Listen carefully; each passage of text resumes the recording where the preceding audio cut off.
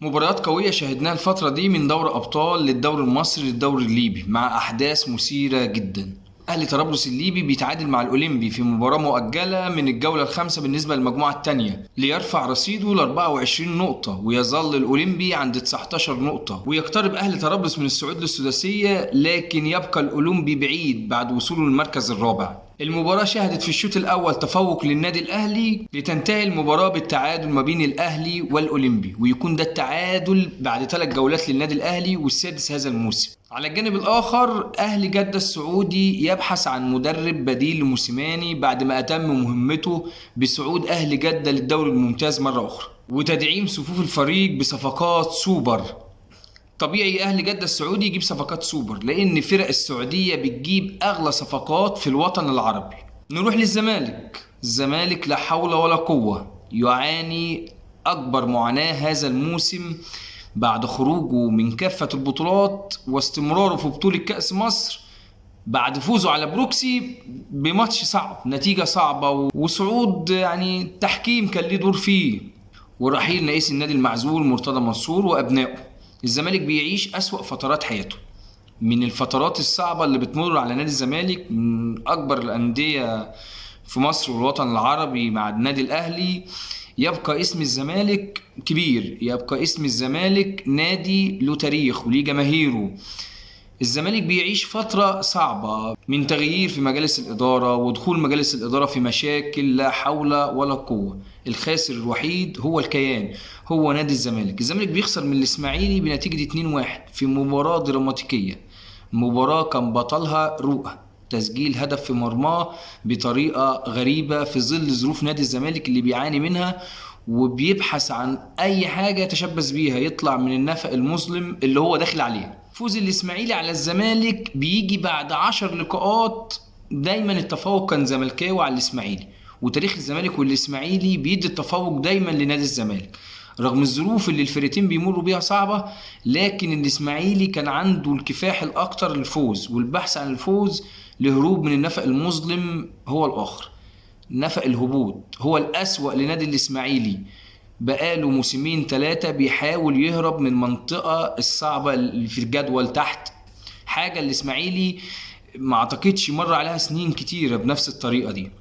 الإسماعيلي بيعيش أحسن فترات حياته مع الجمل، حمزة الجمل بيقضي بيهم أحسن مباريات الفترة الأخيرة رغم الخسارة من البيراميدز، لكن اللعيبة رجعت قدام الزمالك عملت مباراة قوية. أقاويل كتير على مدرب نادي الزمالك. مدرب نادي الزمالك بعض الزملكاوية بتشوف إن هو لا يصلح للفترة الحالية، وبعض الزملكاوية بيقول لك الراجل لسه ما خدش فرصة. وجهة نظر بعض الناس إن لازم ابن نادي الزمالك يمسك في الوقت الحالي، فاهم الدنيا ماشية إزاي وعارف المشاكل اللي في النادي وعارف اللعيبة. وبعض الزملكاويه للاسف محسوبين على نادي الزمالك دايما يهاجموا الزمالك ودايما يهاجموا الصفقات واللعيبه اللي موجوده، بيقللوا الثقه في اللعيبه، علشان كده دايما النتائج تبقى سلبيه. دايما الروح والكلام الكويس حوالين الفرقه وحوالين اللعيبه بيعلم روحهم المعنويه، لكن للاسف اكتر ناس بتهاجم نادي الزمالك هم ابناء نادي الزمالك، اكتر ناس بتكسر في اللعيبه هم اولاد نادي الزمالك. الزمالك هيخرج من اللي هو فيه، الزمالك هيخرج من اللي هو فيه وهيرجع تاني، لان هو المنافس الاول للنادي الاهلي. مهما فرق طلعت ومهما فرق كبرت، نادي الزمالك سيبقى مع النادي الاهلي قطبي الكره المصريه، ويبقى ديربي الاهلي والزمالك هو الاكبر في الوطن العربي، دايما التاريخ بيقول كده. نروح لعملاق افريقيا النادي الاهلي. النادي الاهلي في مباراه كانت من المفترض قويه قدام الترجي التونسي. الترجي التونسي بيخسر على أرضه 3-0 من النادي الأهلي في مباراة شهدت 3 أهداف للنادي الأهلي على الترجي في تونس في رادس، الاستاد العملاق بدون جمهور. كانت خطوة إيجابية للنادي الأهلي إن الماتش بدون جمهور. الترجي التونسي يبقى الترجي التونسي رغم الظروف الصعبة اللي بيمر بيها وغياب أكتر من لاعب عن المباراة. من المؤثرات في الماتش اللي بانت على الترجي التونسي غياب بن شريفية الحارس العملاق لنادي الترجي، وبانت قوي في الحارس اللي كان واقف في المباراة. النادي الأهلي بيثبت إن هو النادي الأهلي زعيم القارة، بطل أفريقيا، نادي القرن. بيفوز على نادي الترجي ب3-0 بهدفي تاو وكهربا.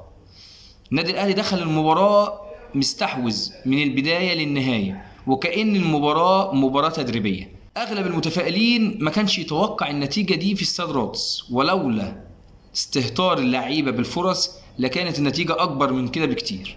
نادي الاهلي عمل مباراة تاريخية على نادي الترجي في عقر داره في مباراة الذهاب من دوري ابطال افريقيا، وبيضع قدميه، مش قدم واحد، قدميه الاتنين في النهائي، في انتظار الفائز ما بين العملاق جنوب افريقيا سان داونز والوداد المغربي الكبير. مباراة الذهاب اللي انتهت في المغرب بنتيجة 0-0 وشهدت 2 طرد سان داونز وفرص ضائعة بالجملة من الوداد وسان داونز.